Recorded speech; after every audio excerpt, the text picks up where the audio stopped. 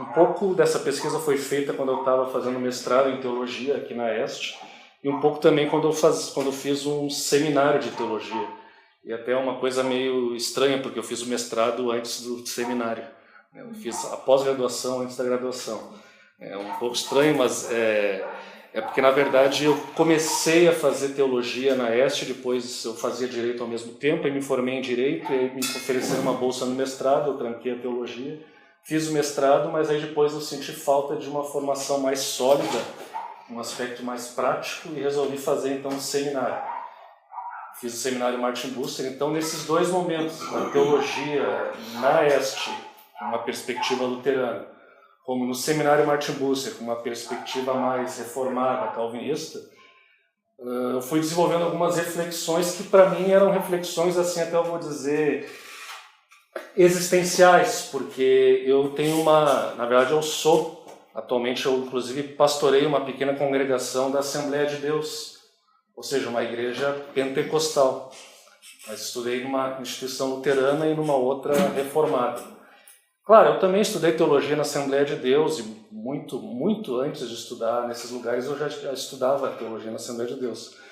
Mas o fato é que esses lugares reformados, luteranos, influenciaram a minha perspectiva de mundo.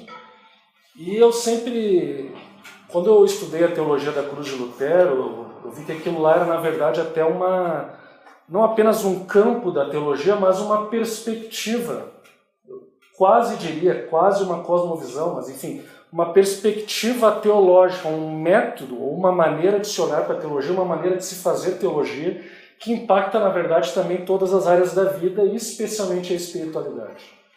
É a chamada teologia da cruz de Lutero. E nós vamos falar um pouco mais sobre isso ao longo da palestra, mas isso se tornou importante para mim, porque dentro do movimento pentecostal, que influencia hoje, sei lá, 70%, 80% do movimento evangélico no Brasil, que nós temos hoje aqui no Brasil, mesmo que algumas igrejas não sejam pentecostais, elas são influenciadas por ideias pentecostais. Então, eu sempre procurava, dentro dessa criação que eu tive, eu procurava refletir de que maneira essa ênfase que os pentecostais têm em ver manifestações visíveis, né, do poder de Deus, milagres, coisas espetaculares, coisas sobrenaturais acontecerem, e isso acontecendo de uma maneira quase que cotidiana, com naturalidade, como que eu poderia conciliar isso com uma perspectiva que dizia que, na verdade, Deus se revelou numa posição de fraqueza na cruz. O poder de Deus se manifestou na fraqueza e não naquela maneira gloriosa como todos esperavam e como, na verdade, muitos de nós hoje em dia esperam na forma como vivem o cristianismo. E a partir disso, então, eu escrevi um TCC, foi relacionado com isso, escrevi também um pequeno artigo que resume algumas das ideias que eu trato aqui, foi publicado na revista Teologia Brasileira, relacionado com a editora Vida Nova. Mas, de qualquer forma, o artigo ele não trata de todos os aspectos que eu queria trabalhar aqui hoje. Então, antes de eu começar assim, a falar mais a fundo, né, o nosso tema, a nossa proposta de hoje, eu queria, na verdade, perguntar assim, para vocês o seguinte: todos aqui sabem o que significa pentecostalismo, ou movimento pentecostal? Se eu falo assim, protestantismo histórico, vocês sabem o que isso significa? Movimento pentecostal, movimento neopentecostal. Vocês têm assim... Alguém nunca ouviu falar disso? É melhor ter essa definição. Então, bem rapidamente, só para evitar confusões a respeito disso, o cenário protestante brasileiro, ou seja, o mundo evangélico brasileiro, nós dizemos, os estudiosos, principalmente sociólogos da religião, costumam dizer que o movimento evangélico ele tem o chamado protestantismo histórico, que por sua vez se subdivide entre protestantismo de imigração e protestantismo de missão. O que seria o protestantismo histórico? São igrejas mais, como se diz o termo, históricas, mais antigas, mais tradicionais. Por exemplo, a igreja luterana, igreja presbiteriana, igreja batista.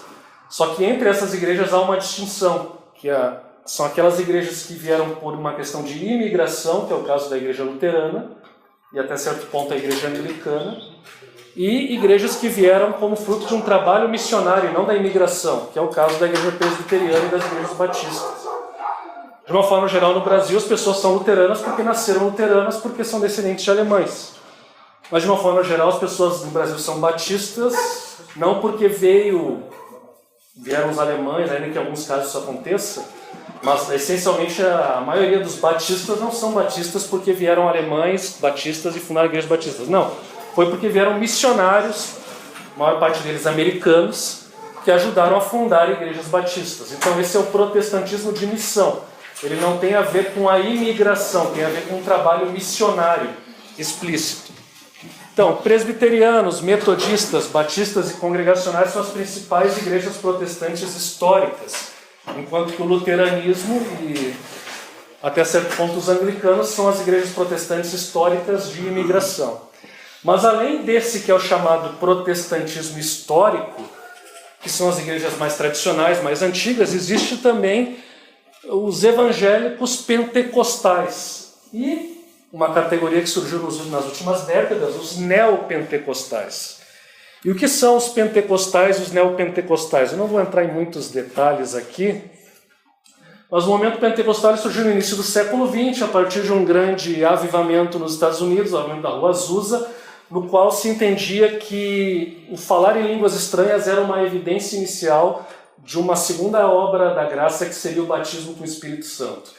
E esse batismo com o Espírito Santo vinha acompanhado de, muitas vezes, uma série de milagres e acontecimentos sobrenaturais. Era muito comum curas, era muito comum conversões em massa, né? E esse movimento começou nos Estados Unidos, na Rua Azusa, se expandiu pelo país, influenciou muitos imigrantes europeus que viviam nos Estados Unidos, e esses imigrantes, por sua vez, foram para vários outros países como missionários. É o caso aqui no Brasil, que a Assembleia de Deus, a maior igreja pentecostal, e a que deu origem ao movimento pentecostal brasileiro, ela foi fundada por missionários suecos que viviam nos Estados Unidos. E o movimento pentecostal se caracteriza por essa ênfase, a ênfase no falar em línguas estranhas como uma evidência inicial do chamado batismo com o Espírito Santo. Dentro da espiritualidade pentecostal há então uma tendência de se buscar ver manifestações sobrenaturais e poderosas de Deus. Deus se manifesta de uma maneira inesperada. Num culto, de repente está acontecendo um culto e de repente alguém fala uma profecia, que seria alguma coisa oculta que Deus revelou ali na hora. Ou alguém fala em línguas. Ou o pastor ora, impõe as mãos e pessoas são curadas. Isso sempre foi muito comum nos meios pentecostais. Então o movimento pentecostal clássico ele tem essa origem, ele é uma igreja que surge, no caso do brasileiro, a principal igreja pentecostal é a Assembleia de Deus, ela surge no início do século XX, a partir de alguns missionários suecos radicados nos Estados Unidos. Ela tem um sistema de governo episcopal, mais ou menos episcopal, mas ela tem muitas características de igrejas batistas, com exceção da questão de governo.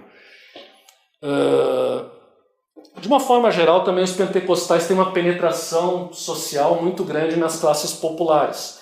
De uma forma geral, a maior parte das igrejas pentecostais vão em bairros populares.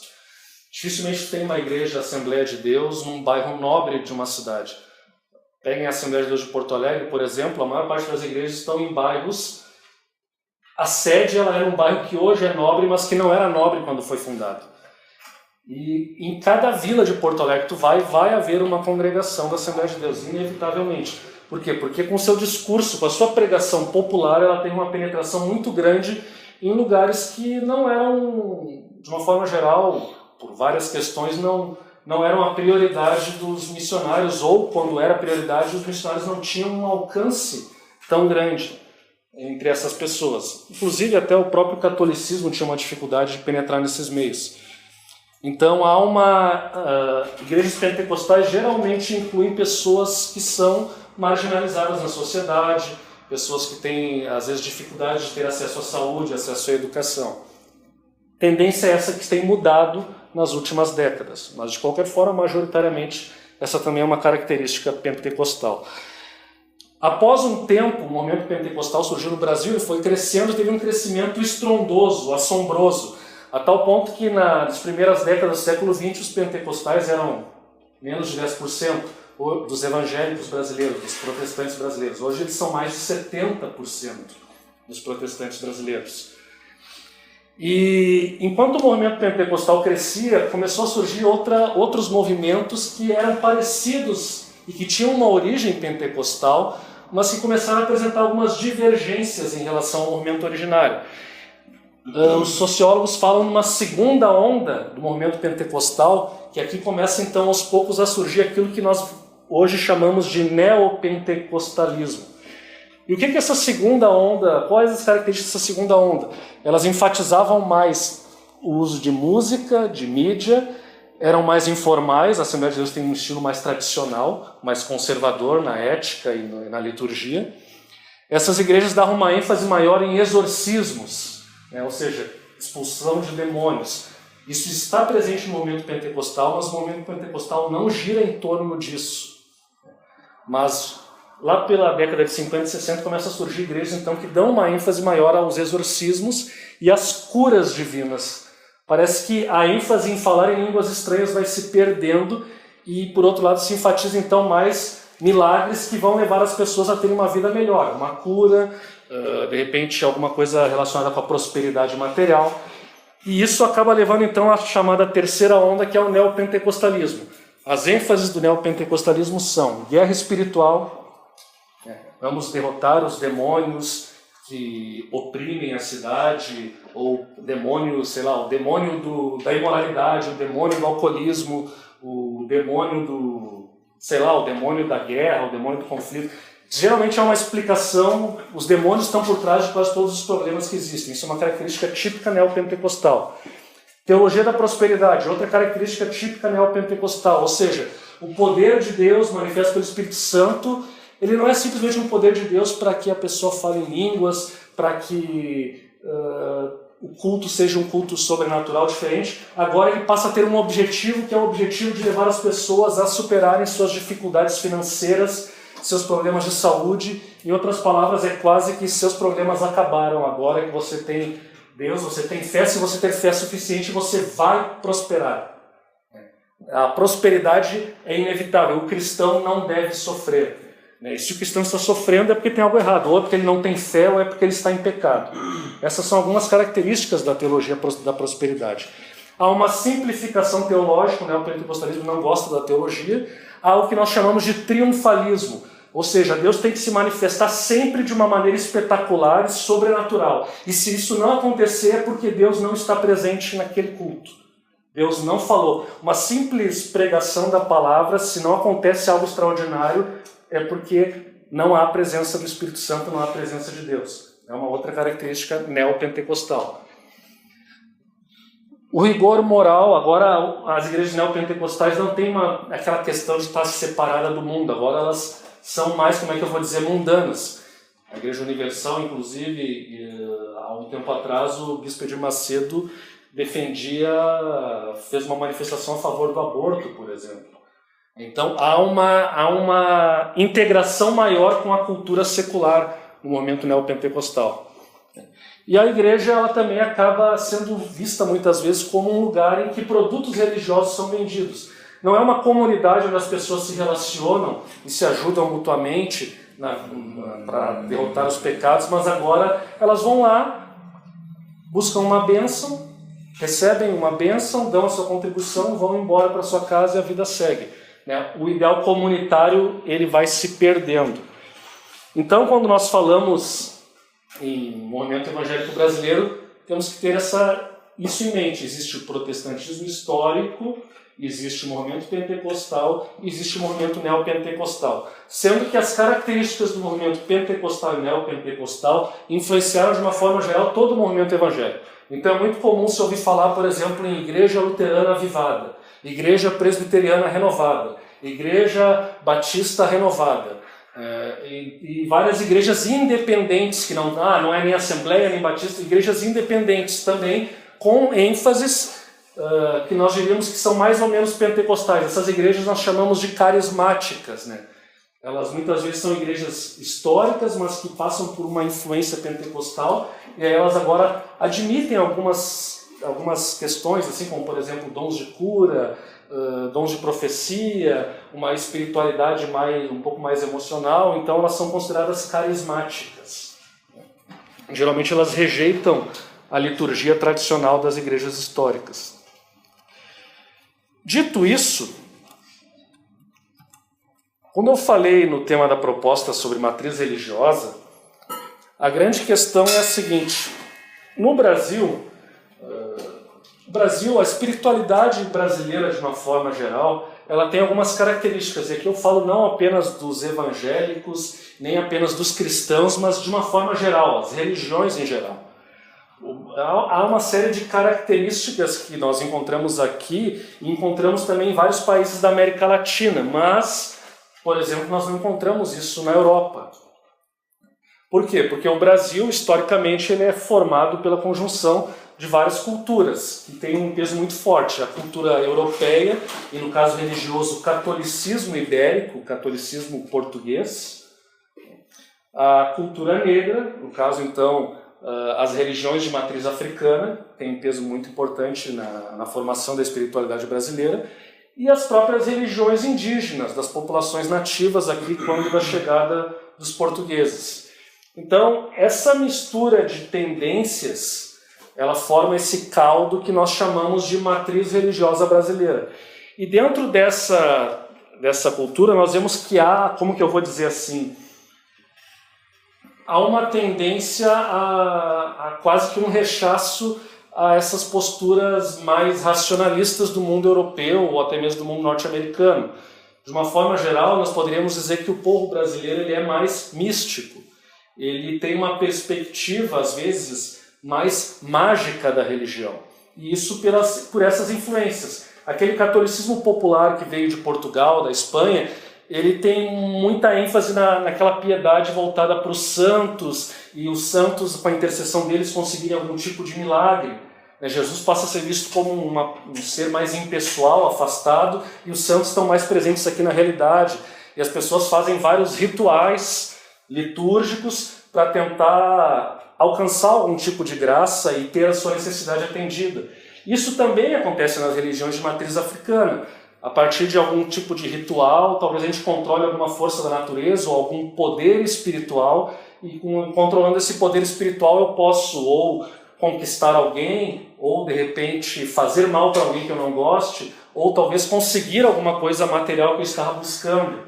Isso é muito forte, inclusive pessoas elitizadas muitas vezes recorrem aos rituais de religiões de matriz africana para conseguir alguma coisa. Inclusive em Brasília, né, isso é muito comum. Né? Há pouco tempo atrás saiu uma entrevista com a ex-esposa do Collor. Não, a ex-esposa? Era alguém relacionado à família Collor, que falava então dos rituais que ele passou ali para tentar, né, tentar eliminar os inimigos dele naquela época do impeachment. Né? Até ele, se não me engano, banharam ele com sangue de vaca e de touro, num ritual lá meio candomblé e tal. Então, quer dizer, é uma característica no Brasil, as pessoas, às vezes, por mais cultas que sejam, às vezes elas recorrem a algum tipo de prática religiosa mais relacionada, assim, mais parecida com magia, né, tentando conquistar alguma coisa para si. Então, nós podemos dizer que a matriz religiosa brasileira ela tem essas características, um contato direto com o sagrado através da incorporação de espíritos. Então, na mentalidade brasileira, os espíritos, não somente o Deus, aquela coisa mais abstrata, mas os espíritos, eles fazem parte do presente, da realidade cotidiana das pessoas, eles estão ali. Então, as religiões indígenas um pouco mais animistas, as religiões de matriz africana, que tem os orixás, e mesmo no catolicismo aquela ênfase nos anjos e etc. e tal. Então, há na nossa religiosidade popular uma ênfase nesses seres espirituais e na ação desses seres espirituais sobre a nossa vida cotidiana. Há também um uso intensivo de elementos sincréticos, ou seja, o Brasil sempre teve uma facilidade de promover um sincretismo. O catolicismo popular, a gente vai na Bahia, a gente vê, né, há um sincretismo muito forte entre o catolicismo e as religiões de matriz africana. E não precisa ir na Bahia, aqui também, né? A gente vê as festas comuns, a gente vê ali a Nossa Senhora dos Navegantes, que no final das contas é a Iemanjá, e as pessoas estão indo nas duas coisas e acham perfeitamente compatível. Aí volta e meia um ou outro padre diz que não, que o católico não pode ir participar da oferenda para Iemanjá, que não é a mesma coisa, mas o povo, de uma forma geral, está alheio a essa distinção. Eles fazem esse sincretismo sem maiores dificuldades. O caráter de magia, né, como eu já falei, nós usamos a religião para resolver os nossos problemas imediatos. É o caráter mágico da religião. E por fim, a prática de uma religiosidade individual à margem das instituições. Quer dizer, as pessoas geralmente elas conseguem resolver seus problemas, mas não têm um compromisso maior com as instituições. Elas vão lá, de repente contratam ali um feiticeiro, um pai de santo, de repente até mesmo um curandeiro, um padre que eventualmente tem algum poder especial, e vão lá, ele resolve o problema, e isso tudo a parte do comprometimento que a pessoa tem com a instituição. Ela acha perfeitamente normal ela nunca ter pisado na igreja, mas de repente quando tem uma necessidade ela vai lá e tenta encontrar a solução, e depois que se obtém ela não volta mais. Então a espiritualidade ela é à margem das instituições religiosas. E por fim há uma tendência aqui a uma moral franciscana no sentido de que o povo, de uma forma geral, privilegia atitudes mais simples. O brasileiro ele tem essa característica, né, de se identificar com o mais fraco, né, às vezes ele, coitadinho, né, é uma pessoa necessitada, então inclusive até pode ser que eu vote nele porque ele é um coitado, ele não é que nem esses intelectuais arrogantes ou como esses empresários cheios de dinheiro que são corruptos, né? Então de repente uma pessoa mais ignorante assim seja mais honesta. O brasileiro às vezes ele tem essa perspectiva, né? E bom, não vou comentar mais sobre isso, mas o fato é que alguns críticos vão dizer, inclusive, que há uma característica no brasileiro de ele achar o feio belo, achar belo o feio, achar as coisas... às vezes também o brasileiro não tem uma perspectiva de querer crescer, ele se conforma com a situação que ele está vivendo, enfim. Mas isso, não vou entrar muito nisso, não diz respeito aqui ao nosso temática de hoje. Quanto tempo eu tenho aqui só para saber? Então agora é 8h30, então até que horas? Para me controlar aqui na lista. 9 horas. Tá.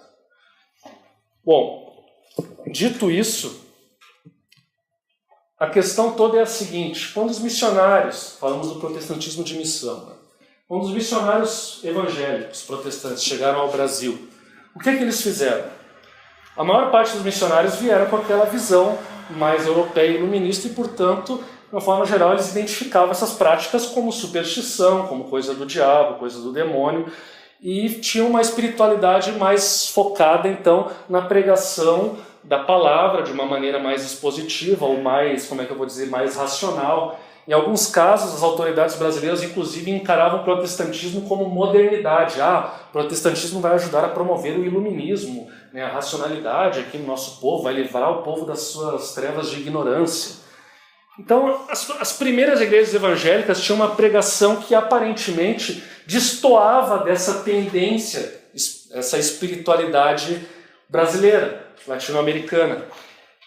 Essas primeiras igrejas tiveram, no caso do luteranismo, como ele era mais étnico, não havia uma ênfase missionária, então a gente nem pode avaliar se eles tiveram eficácia ou não na pregação. Mas no caso do movimento presbiteriano, por exemplo, que eles já vieram explicitamente para fazer missão, eles tiveram uma certa dose de sucesso missionário. Foi uma igreja que teve um relativo crescimento a partir do fim do século XIX e ao longo do século XX, assim como as igrejas batistas. Mas nunca houve assim um crescimento explosivo, até que então chega o movimento pentecostal. E o movimento pentecostal, ele no início, eles vai numa igreja batista no Pará, há uma racha, uma divisão, e aí surgem então as Assembleias de Deus, e eles começam a se expandir pelo norte do Brasil, norte, nordeste, alcançam depois o sul. Aqui o Rio Grande do Sul foi um dos últimos lugares, inclusive, a receber uma igreja Assembleia de Deus. Mas, apesar de um crescimento aparentemente um pouco devagar no início, ele começa a ter um crescimento assombroso a partir das décadas de 40, 50, 60, 70. E esse crescimento ele é tão assombroso que hoje os evangélicos eram uma minoria, no início do século XX, era uma minoria irrelevante quase no cenário religioso brasileiro. E hoje eles são 20% ou mais da população brasileira, sendo que desses 20%, 70% tem origem pentecostal. Então a questão é, a pregação pentecostal, será que ela atendeu mais ao tipo de espiritualidade que se desenvolvia aqui no Brasil, que culturalmente era praticada aqui no Brasil? Os sociólogos da religião costumam dar essa explicação para o crescimento, a explicação para o crescimento do movimento pentecostal na sociologia da religião é essa. O movimento pentecostal pegou uma pregação que colou com a matriz religiosa brasileira. Logo, o seu discurso era compatível com os anseios, com as perspectivas e com a visão de mundo do povo brasileiro. Isso, então, explicaria esse crescimento.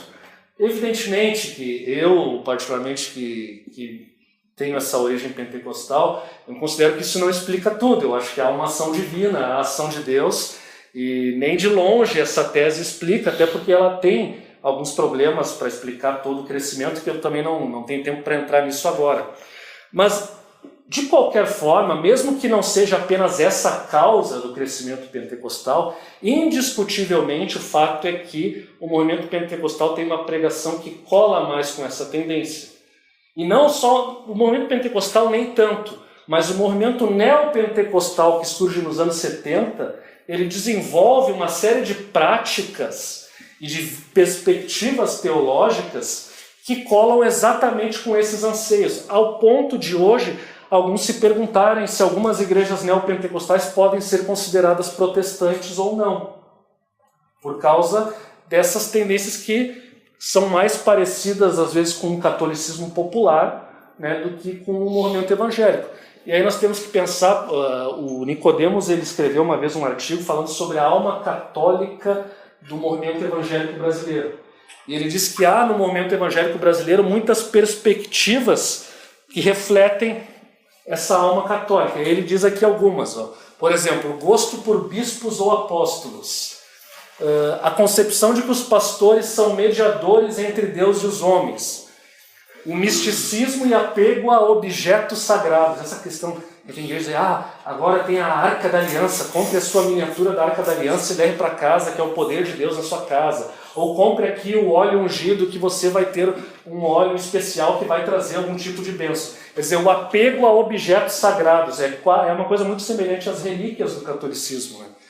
Separação entre sagrado e profano. Não, a igreja é um lugar santo, porque é o templo, né? Deus está ali, mas fora da igreja não. Então há uma distinção rígida. Também isso é bem típico do catolicismo e das religiões de matriz africana e religiões indígenas.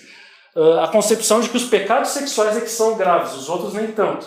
O orgulho, corrupção, esses aí não, mas só pecado sexual, também é um pouco dessa influência. E outras coisas mais, valorização da magia como forma de manipular poderes sagrados, pregação de milhares e prodígios como uma resposta obrigatória de Deus para aquele que contribui. Ou seja, se eu faço minha parte, Deus tem que fazer a parte dele. Ou seja, ele vai curar, ele vai dar a prosperidade, ele vai dar o emprego. Por quê? Porque eu dei o meu dízimo, ou porque eu fiz uma oração com fé, ou porque eu determinei.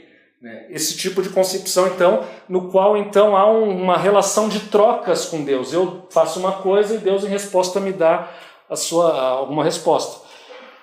A presença constante de Satanás e demônios nos cultos. O abandono de pontos teológicos considerados essenciais pela reforma, como, por exemplo, a supremacia das Escrituras, o sacerdócio universal de todos os crentes, salvação somente pela fé. E, além disso, a reintrodução da obediência a uma autoridade espiritual que é tida como infalível e inquestionável.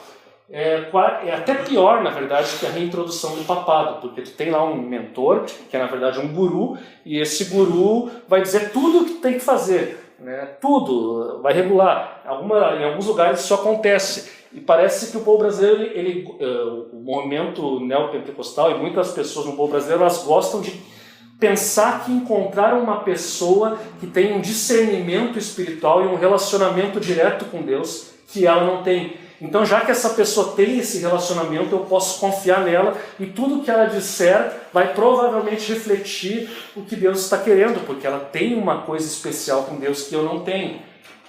Então, é uma perspectiva mais mística sobre a religiosidade. E aí, então, para concluir essa parte da matriz religiosa, a questão que se pergunta é: o que acontecerá com o movimento evangélico brasileiro? Ele vai assimilar essas características culturais ou ele vai rejeitar essas características culturais? É a grande pergunta. A tradição reformada, Augustus Nicodemos escreveu um artigo sobre isso, e ele defende que o movimento evangélico brasileiro ele tem que voltar aos princípios da reforma. Somente a Escritura, somente a fé, somente Cristo. A centralidade da pregação expositiva e não uma leitura mística e pragmática da Bíblia, etc. e tal. Os sociólogos da religião dizem que se o movimento evangélico fizer isso, ele vai dar as costas para o povo e vai cair na irrelevância. Ele não vai alcançar ninguém. Mas essa é a perspectiva da sociologia da religião, não a perspectiva teológica. Mas a grande questão é: o movimento evangélico vai capitular a essas tendências culturais e vai desenvolver espiritualidades, que são espiritualidades que nós poderíamos chamar de triunfalistas, ou seja, espiritualidades de pessoas que acham que Deus tem que se manifestar de uma maneira espetacular e sobrenatural, senão ele não é Deus, e ele tem que resolver o meu problema porque ele me ama e eu estou servindo a ele, portanto ele vai atender meus desejos e necessidades. Esse tipo de espiritualidade é o tipo de espiritualidade em voga, de uma forma geral, no movimento neopentecostal. Ele influenciou o movimento pentecostal e influenciou muitas igrejas históricas evangélicas brasileiras. Então nós vamos encontrar muitas pessoas tendo uma espiritualidade dessa maneira. Uma perspectiva mais mágica de Deus e da religião, e a religião encarada como uma espécie de troca, na qual eu dou dinheiro, ou sei lá o quê, e Deus me dá a prosperidade em troca, e Deus, portanto, ele tem que ser encontrado nessas coisas maravilhosas e grandiosas. Onde é que eu vou encontrar Deus? Eu vou encontrar Deus na riqueza, na saúde, na tal da vida, na prosperidade. Mas se alguém está sofrendo, não, Deus não está presente ali. Porque Deus não quer que as pessoas sofram, Deus é contra a morte, contra o mal, e nenhum cristão poderia estar passando por isso. Ele tem que resolver a sua vida com Deus para sair dessa situação de sofrimento e dor. Essa, de uma forma geral, é a espiritualidade contemporânea. Mas a proposta, a avaliação que se poderia fazer desse tipo de espiritualidade, e aqui então retomando a teologia da cruz de Lutero, relacionando essa teologia da cruz, será que de fato Deus só pode ser encontrado na prosperidade, na saúde, na riqueza e nas coisas boas da vida? Deus só pode ser encontrado em milagres, em profecias, em manifestações sobrenaturais e espetaculares? É isso que determina se uma religião é verdadeira ou não? E como eu falei no início, essa era uma questão existencial para mim. Por quê? Porque eu cresci muitas vezes ouvindo esse discurso. Para que o culto seja espiritual tem que acontecer um milagre. Para que o culto seja espiritual tem que alguém ser curado. Para que o culto seja espiritual alguém tem que falar em línguas. Para que a mensagem seja verdadeira, tem que acontecer alguma coisa sobrenatural. E se eu dissesse, talvez não seja bem assim, eles iam dizer: mas essas igrejas aí não crescem, mas o movimento pentecostal cresce. Então o crescimento da igreja visível, a igreja cresce, ela construiu um templo gigantesco para 2, 3, 4, 5 mil pessoas. Vejam que coisa gloriosa, é óbvio que Deus está presente ali, porque olha só, um Deus de poder vai se manifestar numa igreja poderosa, uma igreja grandiosa. Então, a minha pergunta que eu me fazia é: mas será que é assim? Então esse é o sinal. Se as coisas estão indo bem, então Deus está ali. Se as coisas estão indo mal, é porque alguma coisa está errada. É nesse sentido, então, que a cruz, ela critica e, na verdade, eu até diria, põe abaixo esse tipo de espiritualidade. Por quê? A teologia da cruz, que Lutero, eu trouxe aqui até uns livros que tratam sobre isso, a teologia da cruz de Lutero, ela não é uma invenção de Lutero, ela é o testemunho bíblico, ele está saturado de passagens que apontam para aquilo que Lutero falava. O próprio Jesus disse: se alguém quer seguir, a si mesmo, se alguém quer me seguir, a si mesmo se negue, tome essa cruz e siga-me. Paulo também, depois, quando pregou aos Coríntios, ele disse: nós pregamos Cristo crucificado, que é escândalo para os judeus e loucura para os gentios. E depois Lutero, séculos depois, vai dizer: teólogo é quem compreende as coisas visíveis e posteriores de Deus, enxergando-as pelo sofrimento da cruz. E essas concepções de que o cristão deve carregar a cruz e que Deus se revela na fraqueza da cruz, desenvolveu uma série de práticas, uma espiritualidade da cruz que, por exemplo, se manifesta na ética cristã, ou seja, na ética do serviço ao próximo ao invés da dominação. Eu lidero não para me impor, não para oprimir, mas eu lidero para servir as pessoas. A valorização daquele que é mais fraco. Deus é o Deus que se importa com aqueles que são fracos, com aqueles que sofrem. A teologia da cruz também influenciou o método teológico. Por quê? Porque teologia não se faz a partir da razão, não se faz a partir da filosofia, não se faz a partir da natureza e não se faz a partir da experiência espiritual de pessoas super, hiper, ultra espirituais. Teologia se faz a partir do que Deus revelou, e Deus se revelou fundamentalmente na cruz. A cruz, portanto, é o ponto de partida de toda a teologia.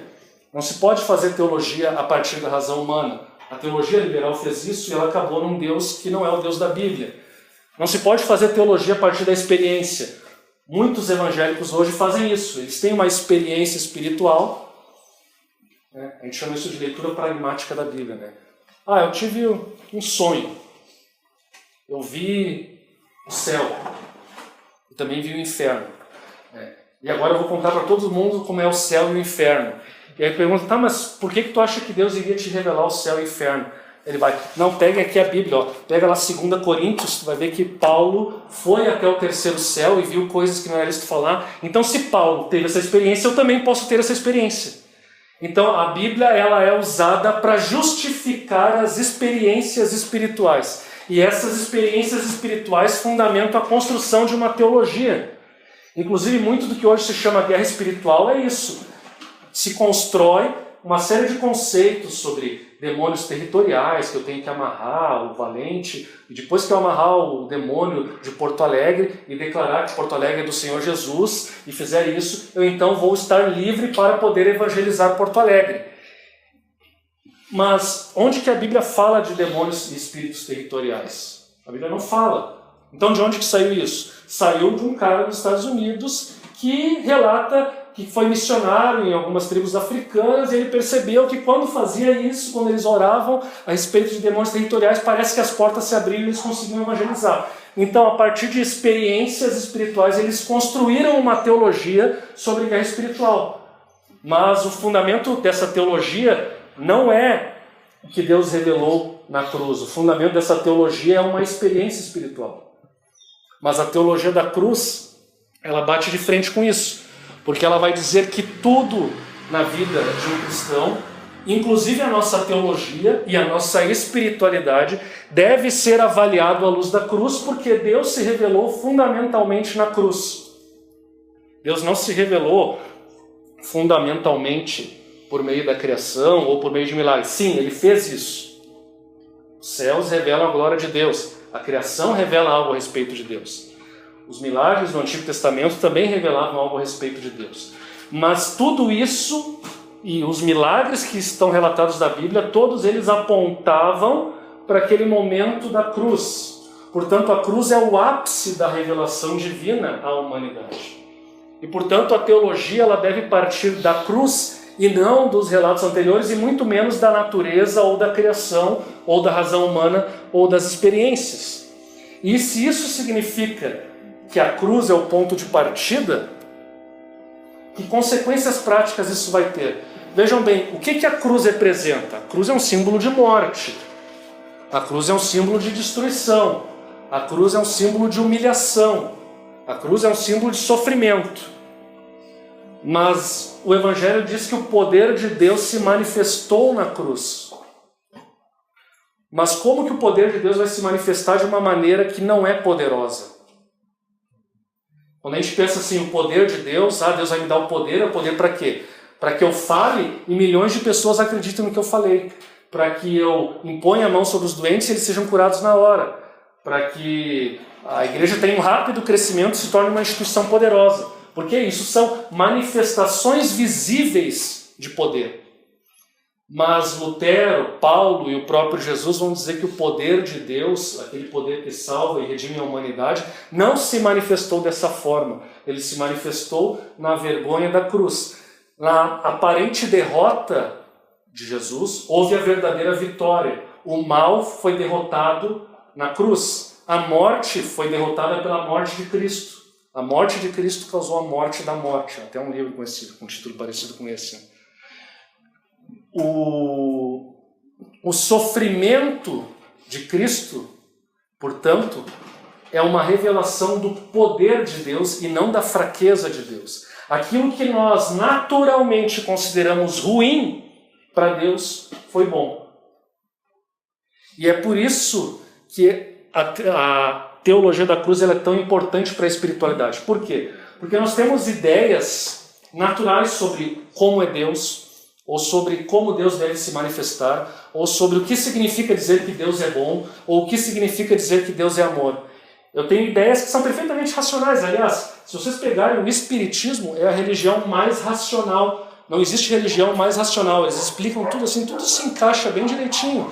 Nem o catolicismo, nem a teologia reformada, nenhuma outra consegue explicar as coisas tão perfeitamente bem. É perfeitamente racional. Eles misturam um pouco da filosofia platônica com um pouquinho de cristianismo, um pouquinho de religiões orientais, e aí dá aquilo ali. É racional. Mas a questão é que Paulo diz que Deus se revelou na cruz, e essa cruz era um escândalo para judeus, e na verdade vergonha, escândalo para judeus e para gentios, para os gregos, porque os gregos esperavam que Deus se manifestasse de uma maneira determinada, os judeus tinham uma perspectiva mais triunfalista, eles achavam que Deus ia vir, o Messias ia vir, ia destruir o Império Romano, ia libertar a nação de Israel e o reino de Deus ia ser instaurado. Mas Deus não veio assim. O Messias se manifestou em fraqueza. Então o judeu não conseguia aceitar a mensagem da cruz, porque não pode o Messias se manifestar de uma maneira fraca, numa maneira fracassada. Porque para o ser humano aquilo é um fracasso. Para o grego também não pode o salvador da humanidade ser um judeu, uma província irrelevante do Império Romano, lá no fim do mundo, um povo irrelevante. E ainda dizer que essa pessoa morreu numa cruz, para o grego isso não faz sentido. Então, a sabedoria da cruz, ela contraria a lógica humana. A lógica humana espera que Deus se manifeste de uma maneira, mas Deus escolhe se manifestar de outra maneira. E é isso que Lutero, então, quer dizer quando ele fala da teologia da cruz, e ele diz que não se pode designar de teólogo quem enxerga as coisas invisíveis de Deus, compreendendo-as por intermédio daquelas que estão feitas, mas sim quem compreende as coisas visíveis e posteriores de Deus, enxergando-as pelos sofrimentos e pela cruz. O que ele quer dizer com isso? Isso aqui é uma polêmica que Lutero tem, contra os teólogos escolásticos, contra os filósofos aristotélicos e contra, de uma forma geral, o catolicismo da época em que ele escreveu. Porque ele diz assim, o teólogo, ele não pode achar que vai conhecer o poder, as coisas invisíveis de Deus seriam o poder, a sabedoria, a justiça de Deus. Essas coisas, né, que são invisíveis e são coisas grandiosas, ele diz, um teólogo não pode compreender essas coisas por meio das coisas visíveis, da criação, da razão. O teólogo verdadeiro ele não vai olhar para a natureza e vai dizer, puxa, que montanha maravilhosa, logo Deus tem que ser maravilhoso e poderoso o suficiente para criar essa montanha. Essa conclusão ela é perfeitamente racional, mas o Lutero vai dizer, não é isso que faz um verdadeiro teólogo. Em outras palavras, essa teologia feita a partir da natureza pode até falar algumas coisas, mas ela nunca iria reconhecer que Deus salvaria a humanidade na cruz por meio da morte, humilhação e vergonha do seu Filho. Nunca, ser humano nenhum, razão humana alguma, olho humano algum viu, nem ouvido ouviu, jamais alguém poderia aceitar tal coisa.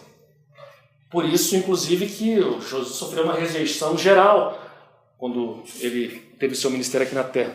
E Lutero vai dizer, o teólogo, então, que tenta raciocinar sobre a sabedoria de Deus a partir da natureza ou da razão humana, não é um teólogo de verdade. Porque o teólogo de verdade, ele compreende as coisas visíveis e posteriores de Deus, enxergando-as pelo sofrimento e pela cruz. Coisas visíveis e posteriores de Deus para Lutero aqui é aquilo que Deus fez por meio de Jesus Cristo, visivelmente enquanto Jesus esteve aqui na Terra.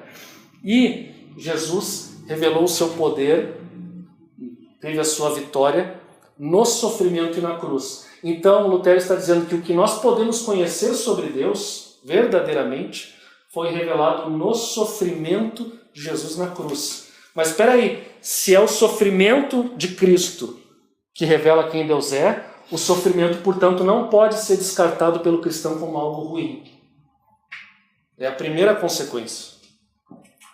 Se o próprio Deus tomou a forma humana e sofreu numa cruz, o sofrimento tem alguma dignidade. Porque se não tivesse dignidade, Deus não teria sofrido. E, aliás, a teologia escolástica, Tomás de Aquino, influenciado por Aristóteles, dizia isso: Deus não pode sofrer. Mas Lutero vai dizer, Deus sofreu na cruz. E não foi apenas Jesus que sofreu. Deus sofreu porque Jesus está unido a Deus Pai. E o sofrimento do Filho é o sofrimento do Pai. E a cruz também revela o amor de Deus. O amor de Deus não é um conceito subjetivo, emocional, passional. Amor de Deus não é isso. Nosso conceito natural de amor mas o amor de Deus é aquilo que foi revelado na cruz. É olhando para a cruz que nós entendemos o que é amor. Então percebam vocês que se a cruz é o ponto de partida, toda a nossa espiritualidade, ou não sei se é de vocês, mas a espiritualidade que se pratica por aí tem que ser revista à luz disso. Porque o sofrimento já não é mais necessariamente sinal de pecado ou de ausência de Deus, mas pelo contrário, o sofrimento pode ser sinal da presença de Deus. E Lutero vai ser bem explícito, ele vai dizer que o sofrimento é um sinal da predileção divina. Se você sofre, é provavelmente porque Deus é a obra alheia de Deus na sua vida, visando a obra própria. Deus usa o sofrimento, Deus não gosta de ver ninguém sofrer, mas Ele usa o sofrimento para que você seja mais conformado à imagem de Cristo, para que você se torne mais semelhante a Cristo. Assim como Cristo sofreu, todo cristão vai sofrer também. O próprio Jesus disse que o seu discípulo deve carregar a cruz. E, portanto, o sofrimento tem o propósito de moldar o cristão à imagem de Cristo. E se alguém não sofre, isso pode ser um sinal de não ser alguém que foi eleito por Deus. Então vejam como se invertem as coisas na lógica da cruz. A teologia da cruz inverte a lógica do mundo. Sofrimento não é sinal de abandono, sofrimento é sinal de presença de Deus. E muitas vezes a vida sem sofrimento que é um sinal de abandono divino. Mas, indo adiante, isso aqui não vai dar tempo. Isso que nós falamos sobre a espiritualidade brasileira poderia ser muito bem encaixado naquilo que Lutero chamava de teologia da glória. O que é a teologia da glória? É aquilo que ele fala aqui, o teólogo, a pessoa que não é digna de ser chamado teólogo, é a pessoa que tenta conhecer as coisas invisíveis de Deus através das obras de Deus. A teologia da glória é aquela que olha para a natureza, vê a natureza grandiosa e maravilhosa e conclui que se Deus se manifestar, Ele tem que se manifestar de maneira gloriosa e maravilhosa. Isso é a teologia da glória. Nós queremos dizer como Deus tem que agir. E nós racionalizamos a ação de Deus e não deixamos Deus ser Deus. O teólogo da glória crê que pode conhecer Deus a parte de Cristo. Ele acha que olhando a natureza ele conhece Deus e não precisa nem da cruz. Especialmente a parte da cruz. O teólogo da glória rejeita a cruz, ele rejeita o sofrimento, porque ele considera que o sofrimento não é uma coisa digna de Deus. Deus jamais sofreria, ou Deus jamais seria tão mau ao ponto de fazer o seu povo sofrer propositalmente. Então, sofrimento tem que ser excluído e a própria cruz, no final das contas, acaba sendo negligenciada pelo teólogo da glória. Ele tem que fazer uma série de exercícios, de subterfúgios para tentar encaixar a morte de Cristo no esquema teológico dele. E geralmente o que ele faz? Ele então vai dizer que a cruz era só um detalhe ali, mas o importante é a ressurreição. Ele fica falando da ressurreição como triunfo e a cruz ela é meio que considerada como uma nota de rodapé na vida de Cristo. Então, Lutero vai dizer que quem não consegue entender ou aceitar a mensagem da cruz, porque isso lhe parece muito fraco, ou muito vergonhoso, ou muito desprezível, né, é um teólogo da glória. Como eram os judeus, como eram os gregos, e como são muitos evangélicos triunfalistas, que acham que Deus não pode se manifestar em fraqueza e sofrimento. Ele tem que se manifestar sempre de uma maneira visível e gloriosa e sobrenatural. Então, o teólogo da glória, palavras de Lutero, é aquele que não conhece, como o apóstolo Paulo, tão somente o Deus crucificado e abscôndito. Abscôndito significa oculto. Mas com os gentios ele vê e fala do Deus glorioso, de suas coisas invisíveis a partir das visíveis. A teologia da glória, portanto, leva a uma espiritualidade de autoengrandecimento, centrada no sucesso e no poder. E é isso que é muito triste a gente ver nas nossas igrejas centradas com pragmatismo. Nós temos que crescer, custe o que custar, doa quem doer, e crescer é sinal, crescer de uma maneira estrondosa, assombrosa, fazer um templo maior do que o dos outros é um sinal de que nós somos abençoados e os outros não. Se nós tivermos alguma coisa especial, nós somos melhores do que os outros. Quanto mais pessoas eu dominar ou tiver influência, mais importante eu sou e mais Deus está comigo. Porque eu não fui chamado para ser cauda e sim cabeça. Né? E aí começam aquelas citações do Antigo Testamento, totalmente descontextualizadas.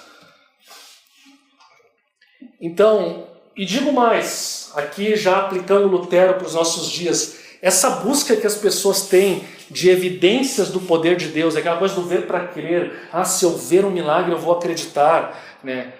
É teologia da glória. Os apóstolos chegaram para Jesus, mostra-nos o Pai. Ele queria ver algo para crer. Essa exigência de ver para crer é uma teologia da glória. Uma religião que promete sucesso, felicidade, vida vitoriosa, riquezas, e ao mesmo tempo rejeita a cruz e o sofrimento, é uma forma de teologia da glória. Religiões legalistas que promovem salvação por meio da obra, se concentram no esforço humano para oferecer algo digno para Deus, seja santidade ou dinheiro ou o que lá for, essas também são religiões fundadas numa teologia da glória. A teologia da cruz de Lutero está muito conectada com o conceito que ele tinha de justificação somente pela fé, porque ele vai dizer o seguinte: para a espiritualidade natural humana, que era refletida no catolicismo, como é que eu me torno justo? Pela prática de atos de justiça. Então eu vou fazendo coisas boas, coisas boazinhas, bonitinhas. Se eu for bonitinho o suficiente, Deus vai me aceitar e no fim da minha vida Ele vai me declarar justo quando eu morrer. Ele vai pesar na balança o que eu fiz de errado, o que eu fiz de bom, e aí com a ajuda de Cristo talvez a balança penda um pouco para o meu lado e Ele vai me declarar justo. Ok, aprovado, pode entrar no céu. Esse era o conceito popular do catolicismo e que muitas pessoas têm até hoje. Se eu for bom, Deus vai me salvar e vai me aceitar. Se eu não for bom, Deus não vai me aceitar. Por quê? Porque isso é natural. É natural. Todas as religiões, sem exceção, pregam isso. O que eu fizer e for suficiente para Deus, ou seja lá que for, ou uma força impessoal, alguma divindade, qualquer coisa, se eu fizer for suficiente para essa pessoa me aceitar, eu serei aceito e terei o que se chama de salvação.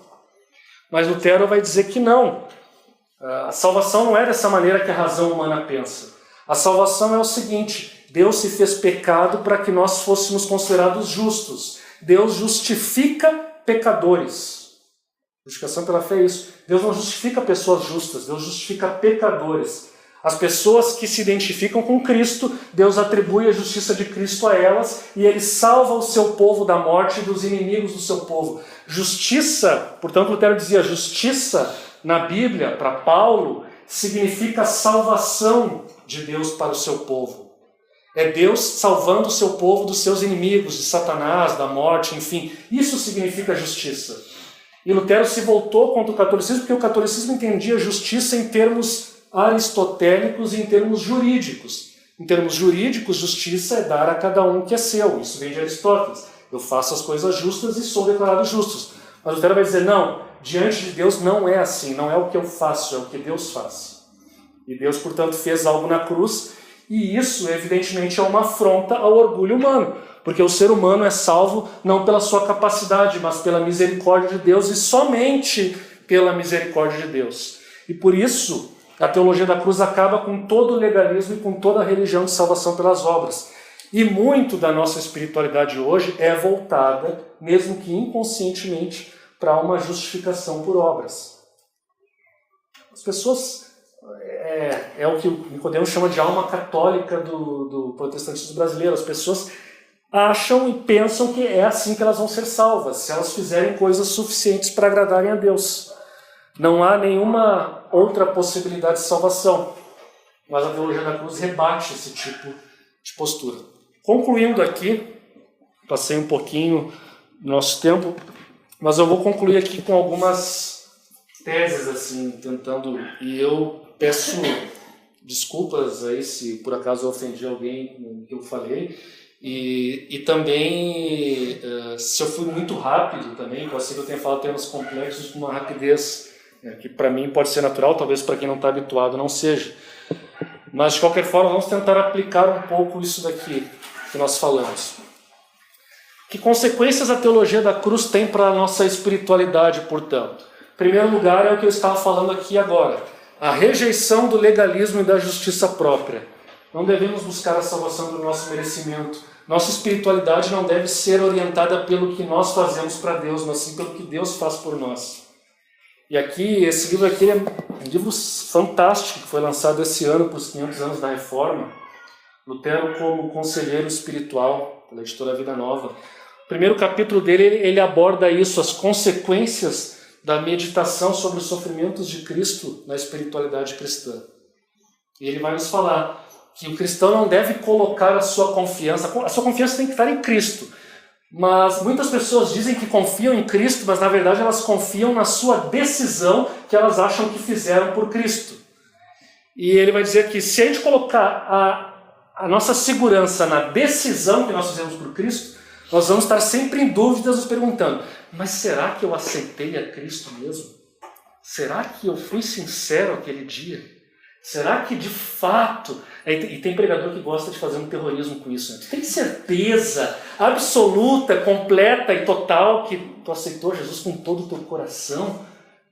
Mas o Lutero vai dizer, não, a nossa certeza não deve estar na decisão. A nossa certeza tem que estar fora de nós. Ela tem que estar naquilo que Deus fez por nós. E quando quando Cristo é pregado, eu tenho que pegar essa pregação e dizer, isso é para mim.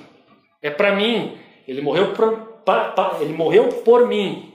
E não é porque eu acredito nisso que eu sou melhor. Não me torno melhor também por acreditar. Na verdade, é porque Deus fez isso. E essa deve ser a segurança do cristão, portanto, quando ele tem dúvida, quando ele tem aqueles problemas de culpa.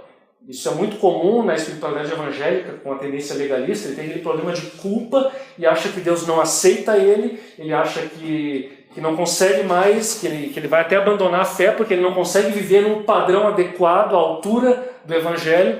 Ele tem que se lembrar que a salvação é o que Cristo fez por ele e por ele. E Cristo sofreu por ele. E no sofrimento de Cristo, Deus redime a humanidade e redime essa pessoa que está na dúvida. Então a primeira consequência é a rejeição desse legalismo. A segunda consequência é a rejeição da razão natural como fundamento para o conhecimento de Deus. Isso é muito importante porque sempre foi uma ênfase tanto de Lutero como de Calvino, e até mesmo é uma tônica que a gente vê na filosofia reformada, a gente vê isso também em Francis Schaeffer, entre outros, né? A perspectiva de que a razão humana não pode ser autônoma na construção de conceitos a respeito de Deus. Não existe essa autonomia da razão humana. A teologia natural ela tem limites, ela não pode servir como corretivo para a teologia bíblica. Pelo contrário, é as Escrituras ou o Cristo crucificado que tem que servir de corretivo para a razão humana. Não se constrói teologia. A razão ela é uma ferramenta, mas ela não é o ponto de partida jamais. O ponto de partida é o Deus crucificado. Verdade essa que contraria a lógica humana. Então nós já começamos a fazer teologia a partir de um paradoxo. A partir de algo que contraria a razão natural humana. Terceiro ponto. Rejeição da exigência de sinais e maravilhas como fundamentos para a fé, para o culto ou para a vida cristã verdadeira. A espiritualidade cristã não pode se sustentar em manifestações sobrenaturais do poder de Deus. Com isso, vejam, eu identifico com a perspectiva pentecostal carismática e eu acredito na atualidade dos dons espirituais, eu não rejeito isso, mas eu acho que a vida cristã não pode ser orientada por isso. A minha vida cristã, eu não sou mais espiritual ou melhor porque eu faço milagres ou tenho o dom de curar ou porque eu falo em línguas. Isso não me torna um super crente. Existe até um livro escrito com esse título, né? Super crentes. Justamente falando desse problema que às vezes se tem. As manifestações sobrenaturais de Deus, elas acontecem, mas elas não são o objetivo da vida cristã. Nem de longe. Jesus fez milagres, e o mesmo povo que viu os milagres depois estava gritando, crucifica. Porque o povo já não aceitava a cruz, eles eram teólogos da glória, eles só aceitavam o poder de Deus entendido em termos humanos, mas nunca poderiam aceitar um Messias sofredor, um Messias que aceita dar outra face para os inimigos, um Messias que sofreria, um Messias que até morreria. Isso não é um absurdo, né? Eles estão interessados apenas em milagres, em manifestações poderosas. O risco que a espiritualidade evangélica corre quando ela enfatiza demais as manifestações sobrenaturais é que ela acaba caindo num triunfalismo. Ou seja, achar que Deus vai me dar a vitória sempre e eu vou andar sempre de cabeça erguida por cima dos meus inimigos, né? Alguns até vão dizer que tem sabor de mel essa vitória, né? E portanto, eu estou acima do sofrimento, acima das dificuldades. E há, portanto, uma rejeição da cruz. Quando o sofrimento vem, essa pessoa não está preparada. E muitas vezes as pessoas perdem a fé porque elas viram que venderam para elas um evangelho falsificado, um evangelho triunfalista. Um evangelho que promete todo tipo de prosperidade, mas que acaba negligenciando a dimensão da cruz. Quarto ponto, a experiência deixa de ser a chave para a interpretação das Escrituras e o trabalho teológico. A fé, portanto, está contradizendo a experiência. O que eu quero dizer com isso é o seguinte: fé, no sentido luterano, evangélico, reformado, é ver a presença de Deus contra todas as circunstâncias racionais, naturais ou humanas. Então, uma pessoa que está sofrendo uma enfermidade e não é curada, e ela continua crendo em Deus, estando unida a Deus, ali ela está manifestando a fé. Porque é muito mais difícil a pessoa manter a fé e não obtendo aquilo que ela quer, do que ter fé quando ela recebe aquilo que ela pede. Portanto, a fé muitas vezes vai contradizer a nossa experiência. Às vezes eu me sinto mal, sinto com a consciência pesada, eu penso que Deus está longe de mim, eu passo por aquela noite escura da alma, aquele deserto, e penso que fui abandonado por Deus, mas não, é nesse momento que Deus está ali trabalhando de maneira oculta, como diria Lutero. É obra alheia de Deus. Deus trabalha de uma maneira que nós não percebemos que Ele está trabalhando, mas Ele está. Ele está. E, portanto, a minha experiência espiritual não pode ser a chave para a interpretação da Bíblia. Alguém vai e ora por mim, eu sou curado. Ótimo. Eu não posso daí concluir que todas as pessoas que forem orar agora têm que ser curadas porque eu fui curado. Minha experiência não deve ser o critério para interpretar a Bíblia, mas pelo contrário, a Bíblia deve interpretar a minha experiência. Se eu passo por algo, se eu sofro alguma situação, eu tenho que ver o que as Escrituras dizem. Eu não devo adaptar a Escritura à minha experiência, mas devo deixar a minha experiência se amoldar e se conformar à Escritura. Quinto ponto, a vida de sofrimentos da igreja e do indivíduo como demonstração da cruz. Se Cristo sofreu e todos os discípulos vão sofrer, a igreja também vai sofrer. O indivíduo, o discípulo, também vai sofrer. E, portanto, aquele que sofre, aquele que carrega a cruz, está demonstrando o poder de Deus manifesto por meio da mensagem da cruz. Sofrimento, portanto, como eu já falei antes, é natural, não é bom. Ninguém aqui está defendendo que o sofrimento deve ser idealizado ou banalizado, ou dizer, que bom, sofrer é bom. Lutero passa longe de dizer isso. Ele só vai dizer que o sofrimento sobrevém. Ninguém busca sofrer e ninguém acha bom sofrer. Mas o sofrimento vem. E quando ele vem, a gente sabe que Deus está usando esse sofrimento para o nosso crescimento e para nos tornarmos semelhantes a Jesus Cristo, que também sofreu. E, portanto, sofrimento não é sinal de abandono, mas é sinal de predileção divina. E, por fim, isso aqui é, na verdade, uma perspectiva pentecostal, a teologia da cruz. É que a teologia da cruz não pode ser usada como um subterfúgio para a descrença ou para um cristianismo domesticado, que é o que às vezes a gente vê muito em meios reformados ou históricos do movimento evangélico, do tipo assim, não, Deus não pode se manifestar dessa maneira aí. Deus não pode falar em línguas, não, isso não pode acontecer, isso não existe. Não pode. Não, Deus não pode curar, ou, sei lá, não pode ser que uma pessoa tenha dom de curas. Não, Deus fala pela sua palavra. Então, ele só pode falar aqui. Se a pessoa recebeu alguma mensagem de Deus, mesmo que ela esteja de acordo com a palavra, não, isso não pode ser de Deus, porque Deus não pode falar diretamente, a não ser por meio das Escrituras. Quer dizer, as pessoas usam subterfúgios para ter um Deus domesticado, um Deus assim que se enquadra ali no conceito bíblico, teológico que ele tem. Então, qualquer coisa que saia disso, ele diz, não, mas Deus não se manifesta dessa maneira poderosa, isso é teologia da glória, isso contraria a teologia da cruz. Então, eu acho que na espiritualidade contemporânea, essa perspectiva de que Deus se manifesta de fato ainda hoje, de meio sobrenatural, eu acho que isso é relevante. Eu acho que não é por acaso que o movimento pentecostal ou que a espiritualidade mais carismática teve um crescimento grande e que no evangelismo, nas missões na África, na Ásia, essas igrejas têm crescido também, a China, assombrosamente. Não é por acaso. Então, a gente deve evitar tentar usar a teologia da cruz para rejeitar a ação do Espírito Santo na igreja. Esse é o perigo que pode acontecer. E com isso, então, o sétimo ponto é uma consequência, o sétimo e último ponto é uma consequência do sexto. O poder de Deus se manifesta na fraqueza, mas como está lá também nas cartas de Paulo, ele vai dizer que ele falou entre os coríntios a mensagem da cruz, o Cristo crucificado, mas ele diz que ele também esteve com poder diante dos coríntios. Se debate o que significa essa palavra poder, mas no contexto que está, ele aparentemente está falando também de manifestações sobrenaturais. Então, de fato, manifestações sobrenaturais, como a nossa espiritualidade brasileira gosta de ver, isso pode acontecer. Mas essas manifestações elas vão sempre ocorrer num contexto de fraqueza.